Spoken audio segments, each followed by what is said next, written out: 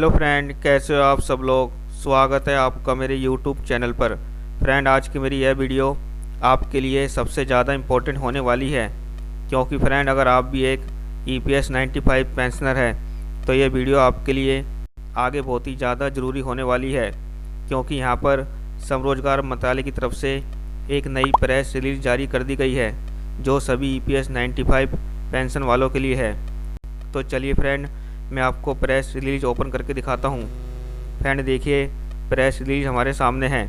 यहाँ पर लिखा हुआ है, डॉक्टर मनसुख मांडविया ने EPS योजना के तहत नई केंद्रीकृत पेंशन भुगतान प्रणाली के प्रायोगिक परीक्षण के सफल समापन की घोषणा की।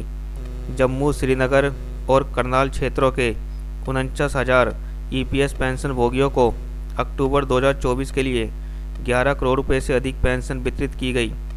मतलब फ्रेंड, जम्मू, श्रीनगर और करनाल जैसे क्षेत्रों में जहां पर 49,000 EPS पेंशन भोगी है, उनको अक्टूबर 2024 के लिए 11 करोड़ रुपए से अधिक पेंशन वितरित की गई है। फ्रेंड उसके बाद ये प्रेस रिलीज ज़्यादा लंबी नहीं है, मैं आपको एक बार रीड करके बता देता हूँ।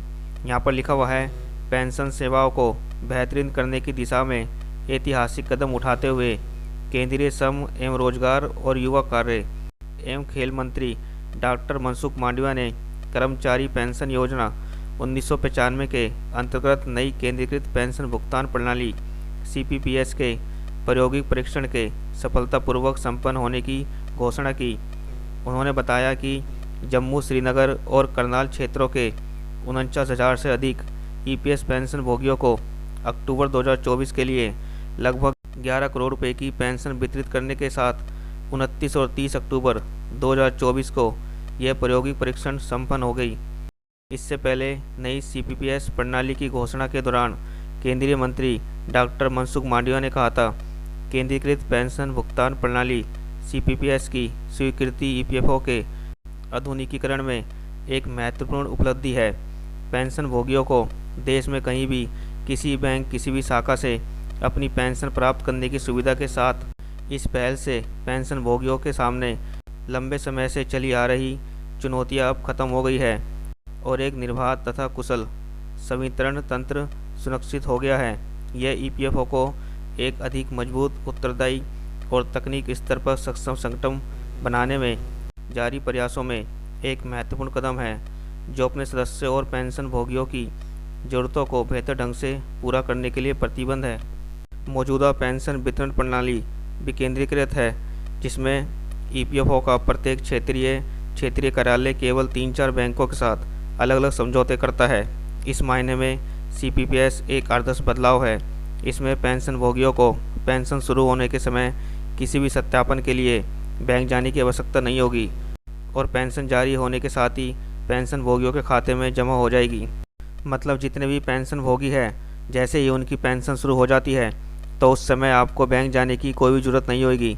जैसे आप पहले सत्यापन के लिए बैंक जाते थे और पेंशन जारी होने के साथ ही आपके खाते में पेंशन जमा कर दी जाएगी। CPPS प्रणाली पूरे भारत में पेंशन का वितरण सुनिश्चित करेगी तथा पेंशन भुगतान आदेश PPO को एक कार्यालय से दूसरे कार्यालय में भेजने की जरूरत नहीं होगी। भले ही पेंशन भोगी एक स्थान से दूसरे स्थान पर चले जाए या अपना बैंक शाखा बदल ले, ये उन पेंशन भोगियों के लिए एक बड़ी राहत होगी जो सेवानिवृत्ति के बाद अपने गृहनगर चले जाते हैं।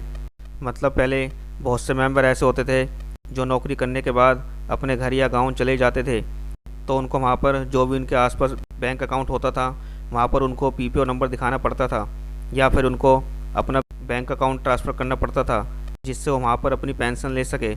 लेकिन अब आप चाहे कहीं भी चले जाओ तो आपके आसपास जो भी बैंक होगा उसमें आप अपनी पेंशन ले सकते हैं।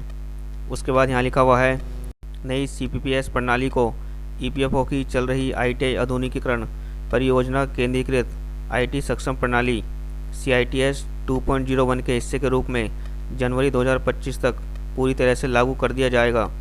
इससे EPFO के 78 लाख से अधिक EPS पेंशन भोगियों को लाभ होगा। फ्रेंड, जनवरी 2025 से अब नया नियम लागू होने वाला है कि आप इंडिया में कहीं भी रहते हो, आपके घर के आसपास जो भी बैंक हो या ब्रांच हो, अब आप उस बैंक या ब्रांच में अपनी पेंशन ले सकते हैं।